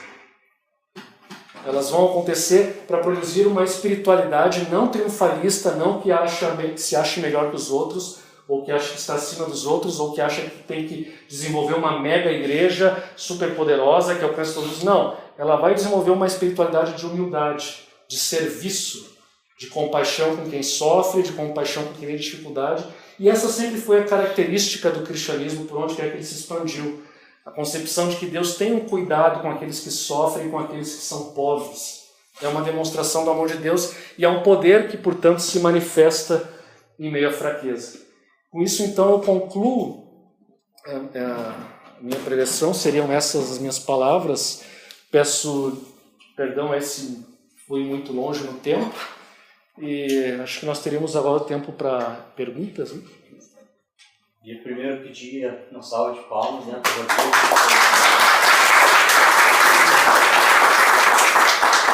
Foi bastante importante assim, o pano de fundo histórico, Rodrigo. Eu acho que não só no nome da equipe aqui, mas todo mundo que está presente, a gente agradece pelo teu tempo, aí, pelo teu estudo. Queria te pedir para tu falar um pouquinho só mais sobre os livros, assim, apresentar para nós e depois está aberto então para alguma contribuição, algum questionamento, alguma dúvida, assim. Acho que a gente pode... O caderninho a gente esqueceu de passar. Quem tem um e-mail e quer contato ou alguma coisa assim, certo, a gente tem um mailing, né, dos amigos de Labri com informações sobre os encontros, né, os palestrantes e tudo. Então, se você não tem ainda, tem desejo de receber, todo mês a gente envia depois as palestras, os PowerPoints, né?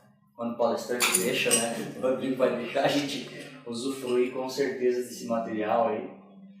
Então, acho que depois que tu apresentar para nós a bibliografia, uns 10, 15 minutinhos a gente tem aberto para isso. Depois eu quero orar aí junto com todo mundo para a gente também curtir junto aquilo que a gente falou no início, né, da hospitalidade, comer, bater papo sobre tudo aí, tá bom? Então... Bom, esse livro aqui eu já falei, né, é um livro sensacional, é muito pastoral, não só teológico, né, então, somente quem aí de alguma maneira está envolvido com o ministério, com aconselhamento, é um livro muito interessante que Lutero tem a contribuir nessa área. O autor ele é um canadense, né, eu me surpreendi, eu não conhecia ele, mas realmente tem uma profundidade muito grande.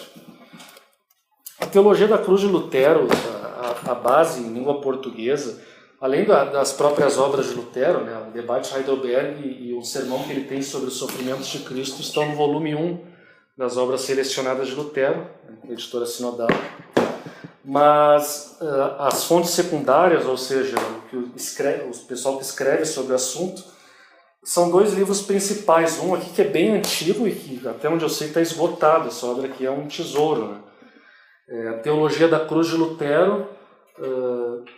Quem sabe falar alemão talvez consiga pronunciar melhor o nome aqui, mas é Walter Leubniz, não sei bem como se pronuncia em alemão, mas esse livro aqui é de um teólogo alemão, né? Foi traduzido para o português da década de 80. Né? E realmente é um livro fantástico, assim, aborda várias questões, fé, teologia, espiritualidade, né? Muito interessante. E um livro mais recente, que em muito se fundamenta nesse livro, é o livro do Alistair McGrath, que é um escritor muito conhecido, aí, escreve muita coisa boa. Né? Então ele tem esse livro editado pela Cultura Cristã, A Teologia da Cruz de Lutero. É um livro sensacional, muito bom. Foi até uma das minhas bases assim, que eu usei no meu trabalho. O título ele é um pouquinho enganoso, porque a Teologia da Cruz de Lutero é o último capítulo do livro de 20 páginas, o livro tem 280. Ele fica 250 páginas percorrendo o caminho que Lutero foi, desde quando ele era um monge católico até chegar à Teologia da Cruz. Ele tenta demonstrar assim, como foi a evolução do pensamento de Lutero. Então, a Teologia da Cruz são os últimos 20 capítulos, quer dizer, as últimas 20 páginas, o último capítulo. Mas é um livro excelente também, muito bom do ponto de vista histórico, teológico. Esse livro aqui foi lançado recentemente, há menos de um mês, pela editora Fiel. E é bem atual essa obra, né? Foi também lançado para os 500 anos da Reforma, que significa, o nome dele é Por que a Reforma ainda é importante? Dois autores, o Tim Chester, que é um plantador de igrejas na Inglaterra, e o Michael Reeves, que se não me engano é americano. O Tim Chester ele é muito bom, ele tem alguns outros livros publicados sobre igreja, plantação de igreja, ele conta a experiência dele na Inglaterra, que ele tem igrejas nos lares. E esse livro aqui ele tem um capítulo específico sobre a relevância da teologia da cruz. É um capítulo curto, mas é um capítulo também sensacional. Impressionante os insights que ele tem, o resumo que ele faz aqui. E tem muito mais, assim, né, sobre vários assuntos relacionados com a reforma e com a relevância da reforma hoje. Uma obra muito boa. E por fim tem um outro livro do Alistair McGrath, que não é tão diretamente relacionado ao nosso assunto, mas se chama Uma Introdução à Espiritualidade Cristã. Então ele vai desenvolver o que é a espiritualidade, um conceito que não tive tempo de explicar o que é a espiritualidade, porque na verdade é uma coisa mais ou menos óbvia, mas ele aqui se dá o trabalho de explicar o conceito, e aí vai falando da história do cristianismo, os diversos modelos de espiritualidade que surgiram ao longo da história. É uma obra bastante interessante. Então, e fora esses livros aqui, eu usei artigos de revistas teológicas sobre matriz religiosa brasileira. A revista Estudos Teológicos ali da Este, ela tem um artigo do Leonildo Silveira Campos, que é um sociólogo da religião, que eu acho que é presbiteriano também, da UMESP, e ele escreve sobre matriz religiosa e o movimento protestante brasileiro do século XXI. Então são essas as obras principais. Aberto então, gente. Uma pergunta que fiquei curiosa quando você falou que Deus também sofreu na cruz junto com Cristo. E até quando eu estou lendo uma biografia do Joe Owen, ele estava tratando sobre uma heresia chamada patripassionismo. Sim, sim. E eu queria que você pudesse dar uma simplificada assim, para me deixar mais claro, assim, porque é sofrimento de Deus, ao mesmo tempo em que ele não estava crucificado. Assim. Sim. Isso é muito interessante porque o cristianismo primitivo ele se desenvolveu ali no contexto greco-romano, com uma influência da cultura e da filosofia grega. E logo no segundo, terceiro século começaram a surgir controvérsias sobre a trindade, né? Ou seja, Deus é um só, ele tem um filho, como é que é isso? E uma das correntes dizia que havia só uma unidade, uma só pessoa, que por sua vez se desenvolvia em diversos modos, e aí alguns chamam isso de sabelianismo. E alguns pais da igreja, e um teólogo famoso, Tertuliano, ele rejeitou esse ensino, que ele disse assim, não, isso aí significa patripassionismo, ou seja, dizer que o pai sofreu na cruz. Mas o pai não pode sofrer, isso é uma heresia, e de fato a igreja primitiva, muitos pais da igreja com essa mentalidade mais greco-romana consideravam que Deus não pode sofrer. Por quê? Porque na filosofia grega, o Deus é um ser supremo, totalmente perfeito, e ele é até impessoal, e sendo impessoal ele não sofre. Não só por ser impessoal ele não sofre, mas é porque ele é perfeito. Se ele fosse perfeito, quando ele estivesse sofrendo, ele sairia do estado de perfeição. Isso seria um absurdo para Deus. Portanto, conclusão da teologia cristã antiga, Deus não pode sofrer. E essa foi a conclusão de muitos pais da igreja, e a conclusão de Tomás de Aquino, que também é influenciado pela filosofia de Aristóteles, né? E inclusive, então, uma heresia antiga, que era a heresia de que Deus e Jesus eram a mesma pessoa, que era chamada de patripassionismo, foi refutada com base nesse argumento de que Deus não pode sofrer. Só que aí então logo vem a questão, tá, mas e Jesus não sofreu na cruz, então quer dizer que aquilo lá foi só um teatro? Aí os pais da igreja criaram uma distinção, eles disseram assim, não, vejam bem, ele sofreu, mas ele sofreu enquanto ser humano, na carne, mas a divindade dele não sofreu. E essa solução, que ela está em Atanásio e alguns outros pais da igreja, né, ela foi seguida inclusive por muitos teólogos da Reforma. Né, Deus se continua mantendo o conceito que nós chamamos de impassibilidade de Deus. Deus não pode sofrer. E Jesus sofreu enquanto ser humano, mas não enquanto Deus. Mesmo ele sendo Deus, então ele não sofreu.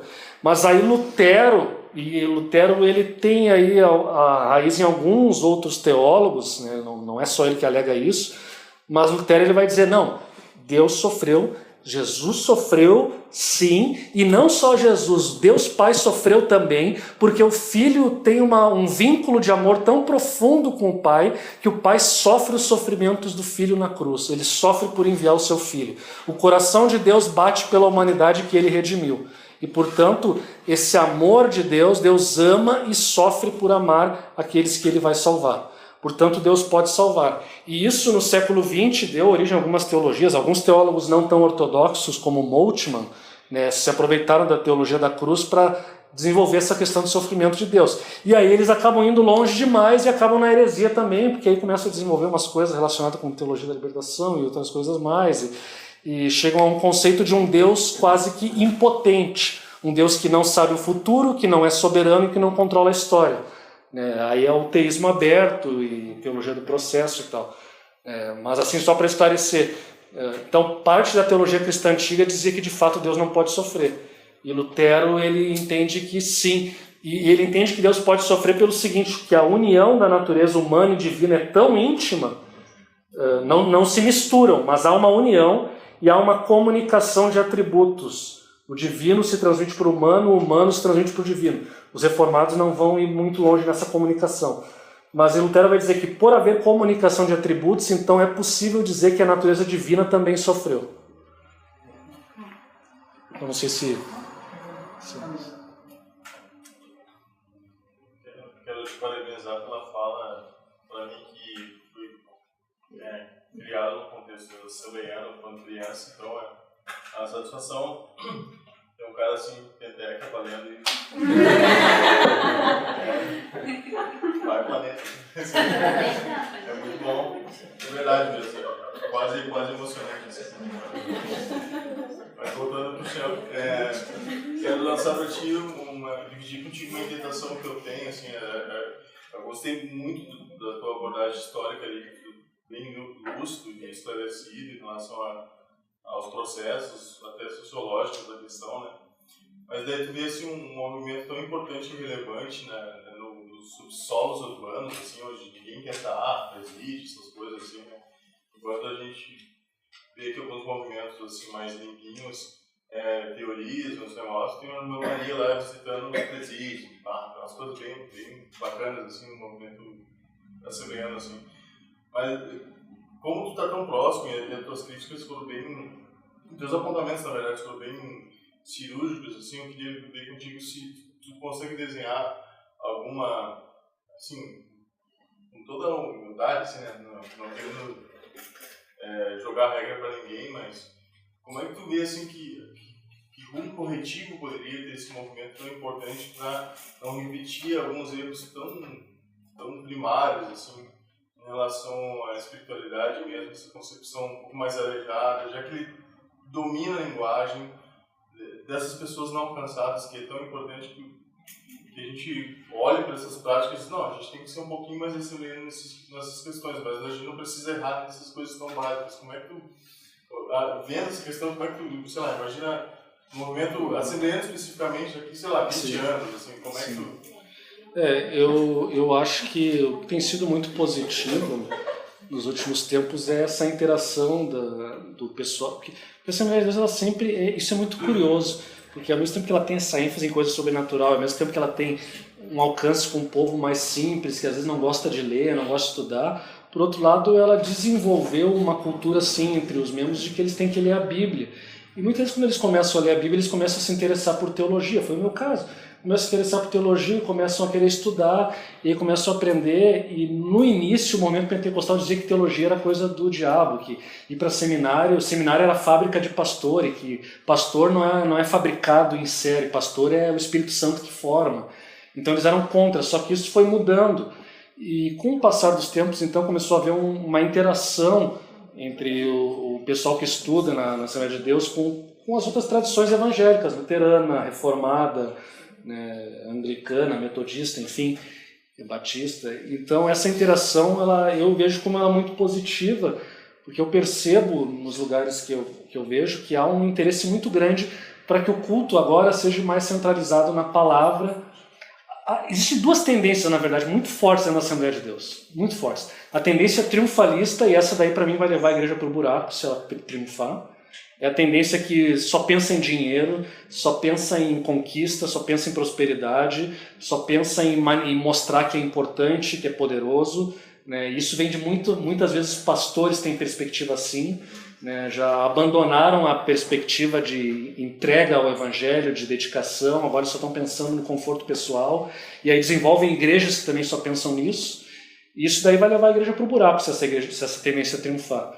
E há uma outra tendência que procura centralizar mais o culto agora nas escrituras, na palavra. E aí, por um lado, há uma tendência, há um grupo mais influenciado pela teologia reformada, que inclusive é o meu caso, e é o caso da congregação que eu pastoreio, que tem 50 membros e 90% se identifica com a teologia reformada. Nós temos isso para ele que essa dúvida se de conciliação, ele pode ir lá visitar a gente.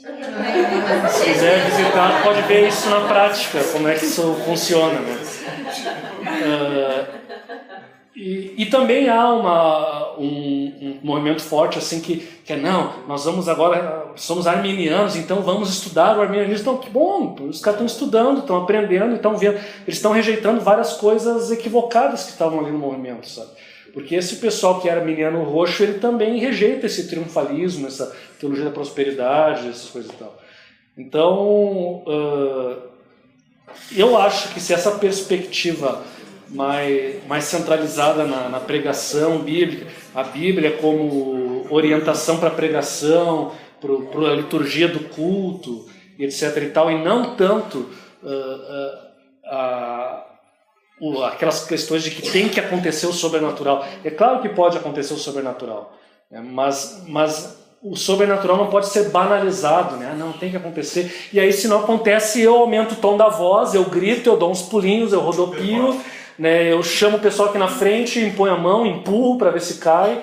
E algumas pessoas fazem isso, e principalmente fora da Assembleia de Deus. A Assembleia de Deus ainda tem um receio em produzir, mas já entrou essa ideia de produzir avivamentos artificialmente. Eu ensino a pessoa a falar em línguas, eu ensino a pessoa a fazer, sei lá, teatro profético, ou dança profética, ou sei lá. Quer dizer, essa ânsia por fazer algo diferente, sobrenatural, isso eu vejo como... até um desvio da origem, que a igreja na sua origem ela tinha essas coisas, mas ela também tinha uma ênfase bíblica na pregação. Então,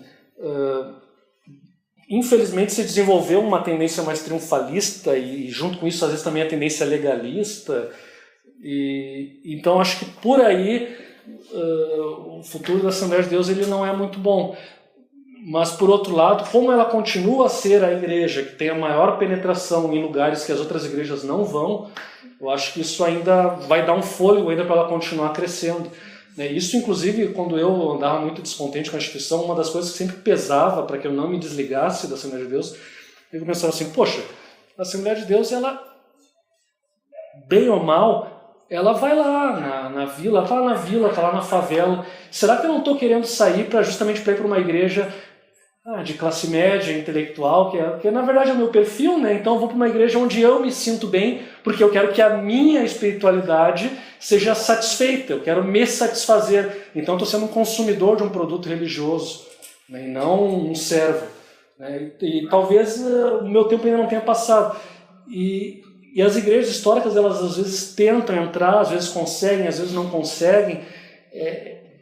É difícil, a Assembleia de Deus ela não negligenciou esse aspecto. Eu acho que isso é importante, porque se a igreja não entra, depois entra lá o marxismo, né? E aí pode, né, produzir uma coisa muito pior. Né? Então a igreja ela é um fator assim, que ajuda muito. Ela vai no presídio, inclusive uma vez eu vi o nosso pastor ali participava uma época do conselho aqui estadual da sociedade, que o governador chamava, e aí o pessoal da segurança pública do estado disse que a esperança que eles tinham de recuperação dos presidiários era os pregadores pentecostais ali, assim, ou enfim, não só pentecostais, mas enfim, o pessoal que ia nos presídios, porque não... É ridículo achar que o cara que vai ser preso vai se regenerar porque a sociedade dá uma... Não, a sociedade não consegue dar. E nem que fosse o presídio ideal, a pessoa não ia mudar, entendeu? Então, na verdade, a oportunidade de mudança é o evangelho. Os caras são meio pragmáticos, eles até não acreditam, eles acham que aquilo ali é uma ilusão, mas eles querem que o pastor esteja lá porque eles reconhecem que isso produz mudança social nas pessoas, né? Então isso é uma coisa muito bonita que o movimento pentecostal tem, e nisso a gente vê assim que ele, nesse ponto ele vai carregando, ele está de acordo com a teologia da cruz, porque muitas pessoas estão ali, eles não estão procurando a glória, não estão procurando aquele triunfalismo, eles estão procurando alcançar as pessoas que precisam, as pessoas que sofrem. Eu posso ter tempo para mais uma pergunta? Bom, acho que a gente Tá, primeiro a perguntar para o Rodrigo quando é que o trabalho de conclusão dele vai ser editado para virar um livro. É isso, quem sabe, né? Quem sabe. Prefácio do Leonildo. Prefácio do Leonildo. Fazer um móvel. Segundo, cara, eu tenho, falando assim, me vem muitos exemplos como o abandono, tudo que a teologia reformada resgatou, né? A teologia reformada ela não inventou nada, ela resgatou o que a Bíblia ensina, né? Sobre muitas verdades que foram esquecidas. Isso está levando a igreja brasileira de volta para o catolicismo, inclusive sobre a ignorância das escrituras. Eles estão sinceros, assim, que interessante, para pessoas que eu sei que são crentes mesmo, não sabem diferenciar, não sabem entender que o ser humano é pecador. Incrível. Achar que a pessoa não é mais pecador porque se converteu. É uma coisa tão essencial do cristianismo. Olha, o evangelho deturpado que a gente apresenta, né, no qual não se fala mais do pecado. Incrível. Pessoas que acham que Deus fala pela mesma Bíblia de diferentes maneiras para a pessoa, no sentido de cada texto ser interpretado de uma maneira diferente para cada pessoa, porque Deus fala uma coisa diferente para cada pessoa. São coisas muito essenciais, né? E a igreja acaba sofrendo por isso e acaba se tornando irrelevante também na sociedade. A teologia da cruz, que foi também uma doutrina resgatada por Lutero, não só para o crente entender a lidar com o sofrimento, né? No sentido total da vida dele, saber que ele não é menos crente porque sofre, ou que ele não tem pouca fé porque a oração dele não foi respondida. Paulo mesmo orou 3 vezes para Deus tirar o espinho da carne dele, não foi atendido, né? Então, quem somos nós, né, para nos igualarmos a Paulo? Mas a gente acaba sendo relevante também no sentido de que a sociedade hoje começa a mostrar muitos efeitos do abandono total do sofrimento. Tu mesmo, conversando contigo uma vez sobre isso, né, falando da eutanásia, né, por que as pessoas querem praticar a eutanásia? Porque elas não sabem como lidar com o sofrimento. O sofrimento não tem uma dignidade para a pessoa. O aborto, né? A criança ela vai nascer pobre, então é melhor matar. Né? Ou o que a gente viu agora na Islândia, né, que não existe mais criança com síndrome de Down. Nossa, a sociedade vê isso como uma vitória, mas são assassinos. É um genocídio acontecendo naquele país. Por quê? Culpa também da igreja, que parou de enfatizar a dignidade no sofrimento. Né? Isso nós entendemos através da teologia da cruz, que tu expôs hoje muito bem.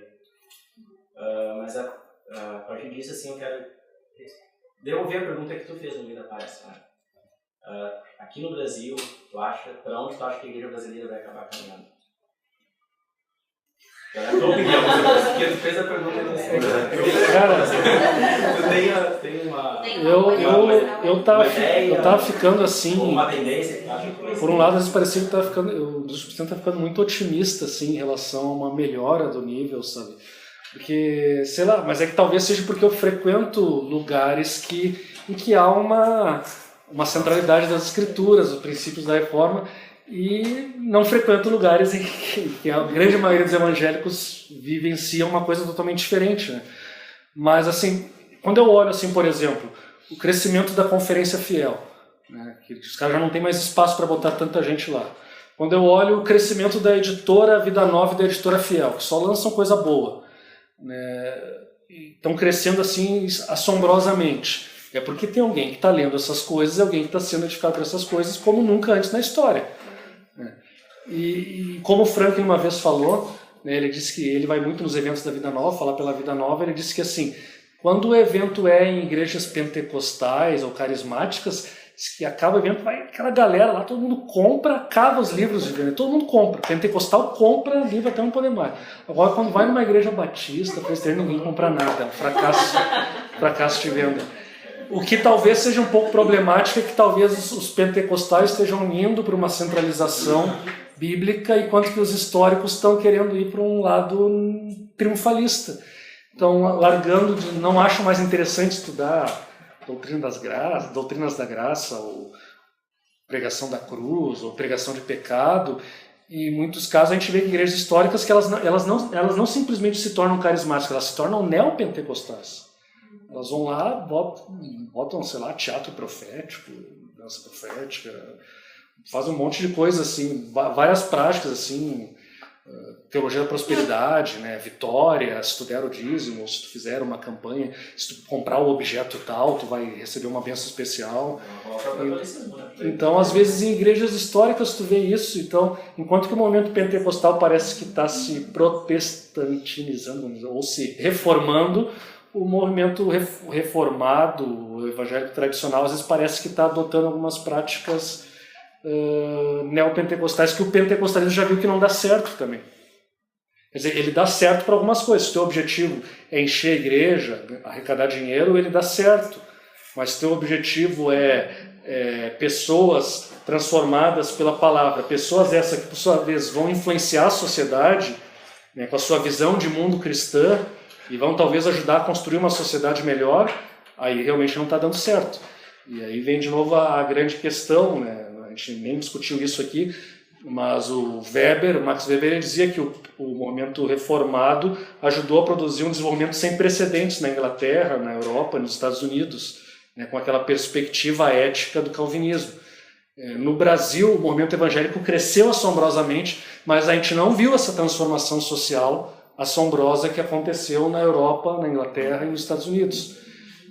Então por quê? Porque talvez as nossas igrejas não estão formando pessoas assim ainda preparadas. Ainda que em nível micro a gente vê essas transformações, como falei, o pessoal vai no presídio, pessoas saem, não voltam à criminalidade. pessoas analfabetas aprendem a ler para estudar a Bíblia e às vezes acabam progredindo socialmente, às vezes acabam saindo da favela que elas viviam, quer dizer, elas têm uma melhora social, tudo isso fruto do Evangelho. Sim, isso acontece, mas ainda num nível macro, assim, de influenciar bem a sociedade, de mudar a sociedade, isso ainda nós não alcançamos. Mas talvez com esse movimento que o movimento pentecostal faz, se o movimento pentecostal tiver essa guinada mais voltada para uma teologia da cruz, para uma teologia bíblica, eu acho que ele vai ter um potencial muito grande de influenciar a sociedade. E esse é a minha esperança, mas eu ainda não arrisco dizer que é isso que vai triunfar. Talvez sim, mas talvez Deus mande o juízo para a sua igreja também, de tão indignado que ele está vendo essas coisas. E o ruim, né, é que o movimento evangélico se queima perante a sociedade com essas coisas, porque às vezes o pessoal olha e pensa, evangélico só está pensando em dinheiro no bolso, coisa e tal, né? E muitos políticos evangélicos também com a mesma coisa. Isso é muito ruim. Mas...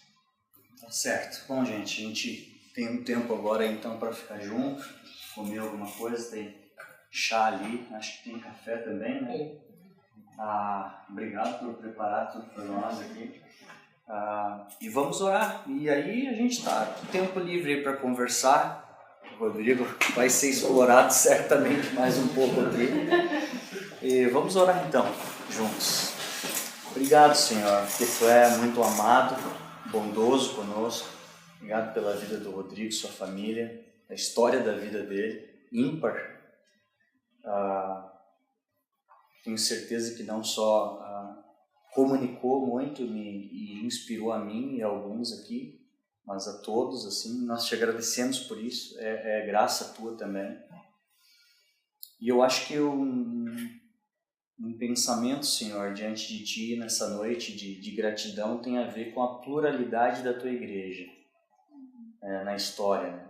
Por um lado, instituições cristãs moldando a racionalidade, o crescimento, a educação, a ética de sociedades. Por outro lado, a passionalidade, a compaixão e o amor invadindo favelas, presídios e tudo mais, Senhor. Essa pluralidade mesmo da Tua igreja, e a gente nem ousa imaginar para onde mais ela vai. Nós sabemos pela Tua palavra que há sim muito sofrimento para nós, para frente. Há também muito triunfo no sentido de ver pessoas convertidas e pessoas recebendo o Teu Espírito. Mas, no fim das contas, estamos aqui Te esperando. Esperamos ansiosamente Teu retorno. Enquanto isso, queremos Te servir aqui, Senhor.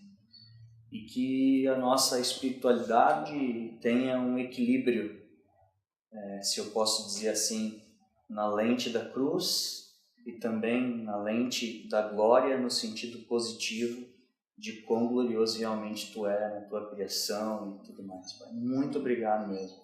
Foi um tempo muito precioso. Te peço também pelo retorno do pessoal que vai para longe e perto. O Senhor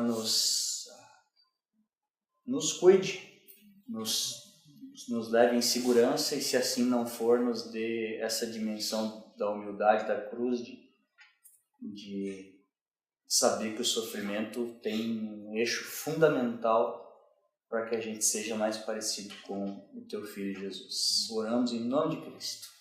Amém, Senhor. Amém.